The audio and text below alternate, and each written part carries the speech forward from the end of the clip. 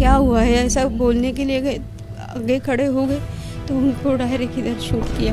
मेरे हस्बैंड बोले कि गोली मत मारो किसी को, हम रुकते हैं, नीचे झुकते हैं, कुछ नहीं करते, तो उनको भी पेट में गोली मारी।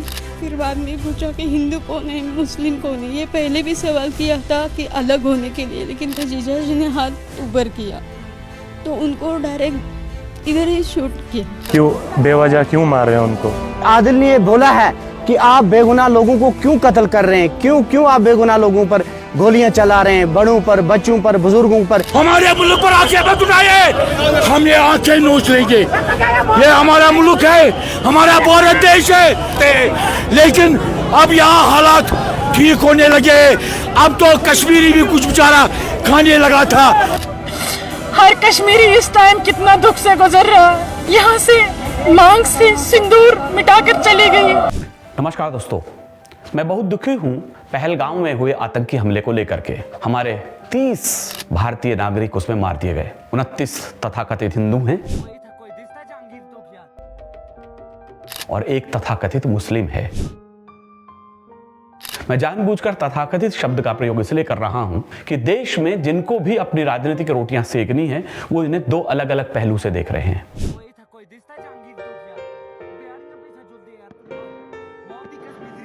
अभी आप जो वीडियो रिकॉर्डिंग सुन रहे हैं उसमें चीख पुकारे सुन रहे हैं, उस हमले के समय मारे गए लोगों के परिवारों का क्रंदन सुन रहे हैं। साथ ही साथ एक चीज आप और देख रहे हैं कि उसमें पहली बार कश्मीर के लोग दुखी हैं इस दुर्घटना को लेकर के।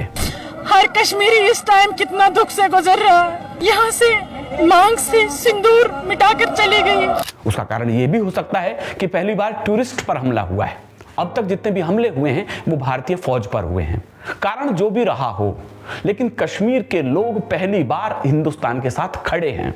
उन्होंने परिस्थितियां टूरिज्म के कारण रही होंगी, क्योंकि यही 4-5 महीने होते हैं जिस समय वे अपने पूरे वर्ष भर की कमाई अपने घर के लिए कर रहे होते हैं। लेकिन कारण जो भी हो, आज वे भारत की सेना के लिए जिंदाबाद नारे बोल रहे हैं, भारत जिंदाबाद के नारे बोल रहे हैं, हिंदुस्तान हमारा मुल्क है ये नारे बोल रहे हैं।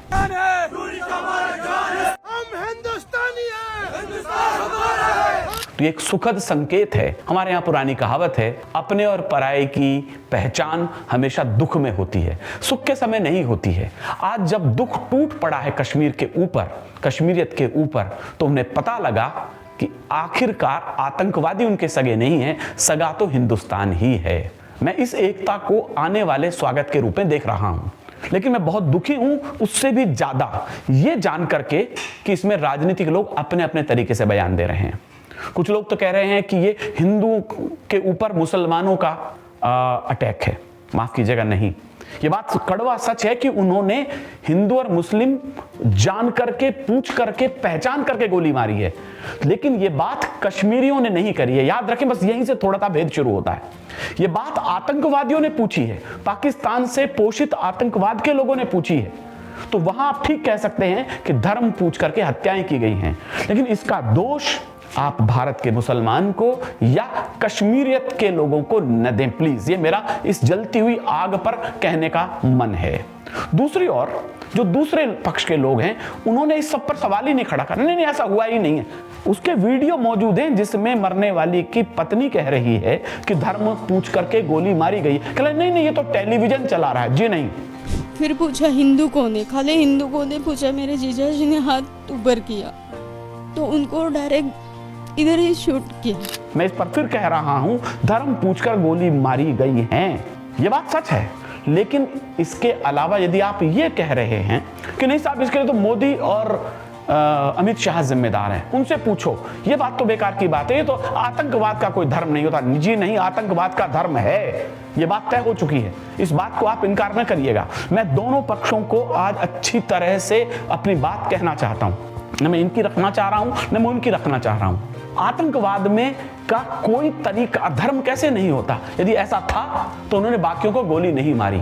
हाँ, एक उदाहरण है और उसको मैं 100 सैल्यूट कर रहा हूं यहां से उस कश्मीरी बेटे को, उस आदिल को।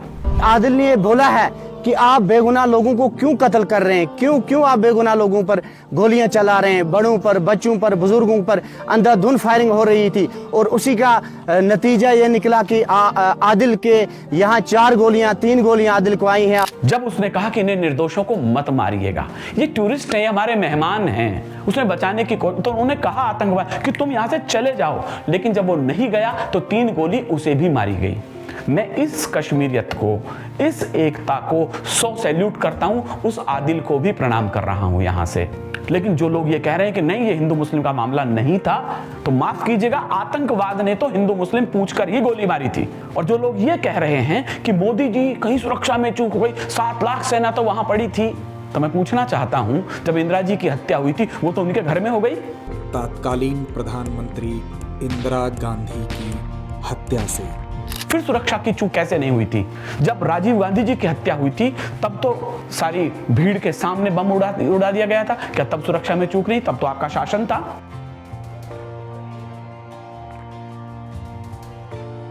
क्या श्रीलंका के अंदर जिस समय राजीव गांधी जी परेड ले रहे थे, क्या उनके कंधे पर किसी सैनिक ने बट नहीं मार दिया था?